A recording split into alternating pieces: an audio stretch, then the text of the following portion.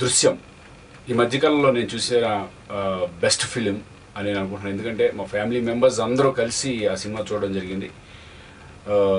నిజంగా అద్భుతమైన స్క్రీన్ ప్లేతో అంటే మేము ఎక్స్పెక్ట్ చేయాలి ఎలా ఉంటుంది దృశ్యం అనే సినిమా ఎలా ఉంటుంది, అది ఏదో ఒక అవార్డ్ మూవీస్ ఆ టైప్ ఆఫ్ అనుకున్నాను. బట్ ఫస్ట్ నుంచి లాస్ట్ వరకు కూడా చాలా క్వైట్ ఇంట్రెస్టింగ్గా తీసుకెళ్ళిన సబ్జెక్ట్ అది.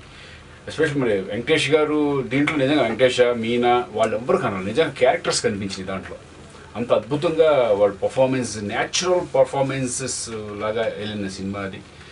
ముఖ్యంగా దీంట్లో మెయిన్ చెప్పుకోవాల్సింది ఏంటంటే వెంకటేష్ గారి పర్ఫార్మెన్స్ అందరూ తెలిసింది. అతను సాఫ్ట్ క్యారెక్టర్స్, మాస్ సినిమాలు ఎన్నో చేశారు, అలాగే ఫ్యామిలీ సబ్జెక్ట్స్ ఎన్నో చేశారు.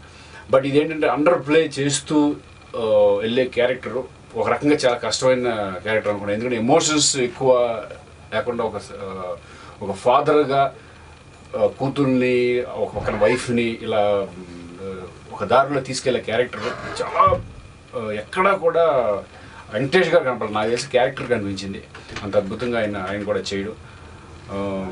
అలాగే మెయిన్ లొకేషన్స్, అదే సినిమా ఏ హైదరాబాద్ లాంటి దాంట్లో ఎక్కడో ఇక్కడెక్కడ తీస్తే కనుక అంత ఇంపాక్ట్ ఉండేది కాదేమో నాకు తెలిసి. బట్ లొకేషన్స్ కేరళ వెళ్ళి అక్కడికి వెళ్ళి అక్కడ చేయడం అనేది, కొన్ని లొకేషన్స్ అద్భుతమైన లొకేషన్స్లో తీయడం అనేది ఆడియన్స్ని ఒక ఇన్వాల్వ్ చేసే విధంగా ఉంది. ముఖ్యంగా ఏంటంటే ఈ సినిమా నేను అబ్జర్వ్ చేసినట్టే ప్రతి ఒక్క యూత్ అందరూ కంపల్సరీ చూడాల్సిన సినిమా ఇది. కాలేజీకి వెళ్ళిన పిల్లలకి, లేడీస్కి ఏం జరుగుతుంది, వాళ్ళు మొబైల్ ఫోన్స్ దాన్ని ఎలా యూజ్ చేస్తున్నారు, ఒక జనరేషన్, ఈ జనరేషన్ ఇప్పుడున్న జనరేషన్ అని ఇది చాలా చక్కగా నీట్గా చెప్పారు. అది మాత్రం నాకు చాలా అద్భుతంగా అనిపించింది. అందుకే ఏంటంటే ప్రతి ఒక్కళ్ళు ఈ సినిమాని చూడాలని నేను అనుకుంటున్నాను. ఈ మధ్యకాలంలో నేను చేసిన wonderful movie. All the best డైరెక్టర్కి, ప్రొడ్యూసర్స్కి, అలాగే వెంకటేష్ గారికి కంగ్రాచులేషన్స్.